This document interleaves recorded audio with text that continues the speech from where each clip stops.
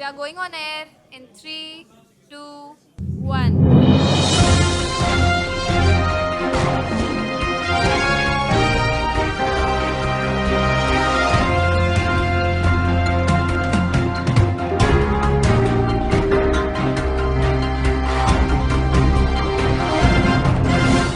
Good morning and welcome to this special segment, Bonding in the Midst of Bombs, on Watch Hour, broadcasting live from Humanity TV, your number one global voice, reporting live from the studio.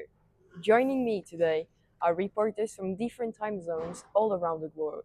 Together, we'll explore pressing issues affect various countries and examine their impact on our interconnected world.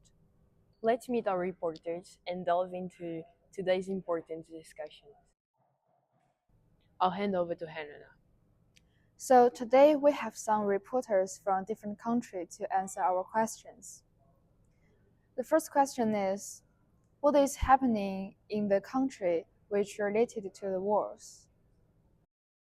Thank you, Juliana. It is important to note that Africa's most populous country is currently faced with significant economic challenges, which includes the rising inflation rate in food prices. At the same time, young people are experiencing exhaustion due to the socio-economic conditions. We have footages of market women, traders, and the youth clamoring for help in these trying times. So in Germany right now there's building anti-war movement, specifically regarding to Palestine, but also just in general supporting a lot of different anti-colonial movements and anti-war movements, and specifically, for example, the big students movement, how it also was during the Vietnam War, for example, in '68. So that has been building over the past year a lot, because in Germany we basically have very little real resistance against war, specifically also against the genocide in Palestine, even though Germany is making up, I think, a third of all the weapons shipment to Israel right now. Hello, my name is Kosma Zakrzewski. We're here in Poland. I'm with Philip. Philip, we've got some questions for you. Hi. Philip, how are the wars influencing your country right now? I mean, as I'm speaking right now, at the beginning of the war, Russia is having with Ukraine, or Ukraine is having with Russia. Poland actually really help the Ukrainian people, with a lot of donations from the government, with a lot of organizations, charity organizations, sending them some packages with the most needed items.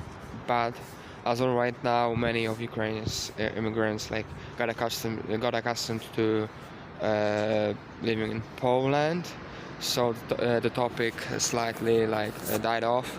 Unfortunately, I'm saying that's a little bit pity, everyone got accustomed to the situation that we're having on the east. They cannot sell normal because of their money. So individual, we are crying. Some people are falling on the roadside because of hunger. Next is, what are the young people afraid of? The young people's fears in Germany, I would say, are on the one hand, in general, just us being complicit or responsible for violence and war and destruction and death in the whole global south, basically, but also in Europe, but Germany specifically, the whole militarization of the country. So people are talking about drafts again, and Germany is just being made ready for war again in general, drafting young people, but also putting more and more spending into the military, and that's of course very scary for all of us. I mean, it's not so connected to the war, but it's connected. The ongoing inflation, the ongoing conflicts around the world that are influencing markets. Not only as I mentioned, inflation market, but also the accommodation market, houses or apartments are too expensive for young people, so there's probably more of crisis in that matter. So many young people are afraid of not having houses, not having like sustainable, well paid jobs, and maybe that's sort of more like afraid for young people nowadays. The last question is, what are young people hoping for their future? So our hopes are to build like a large anti-war, anti-genocide movement that can like push back against these developments. We want to like dismantle the institutions. We want to dismantle the state that is fascist, that is racist, that is colonial, and that is what we're working towards. We're not very close, but we're gonna do everything we can to get closer and closer to that goal.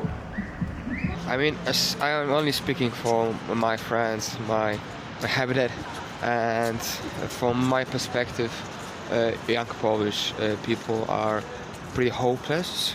They don't see any better change in the future. They don't see that anything should change for the better. And I'm not saying that we are ready for cataclysm. It's a big word, but I don't know I don't know how to else describe it.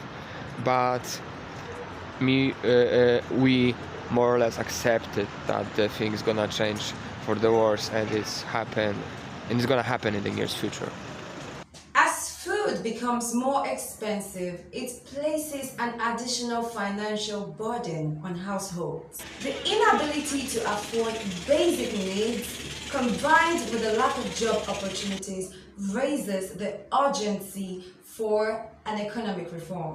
From the reviews we've had, the authorities should take decisive actions to address the root cause of inflation, including stabilizing the currency, improving food security, and creating sustainable employment opportunities. Over to you, Juliana. Thank you to our panel for their insightful contributions. Thank you for joining us on the Watch Hour. Stay safe. And until next time, may we continue striving towards a more compassionate and connected world. As we've heard, the ripple effect of war extended far beyond border, creating complex challenges. Whether it's an influx and refugees, economic instability, or the increase of weapon investment, young people today face both fear of uncertain future and hope for a world where peace and opportunity can thrive. Even though there are real fears, young people still hold onto hope. They dream of a future where countries solve problems through diplomacy instead of conflict, and where people work together for lasting peace. Their voices remind us that even in difficult times, the desire for unity and peace remains strong.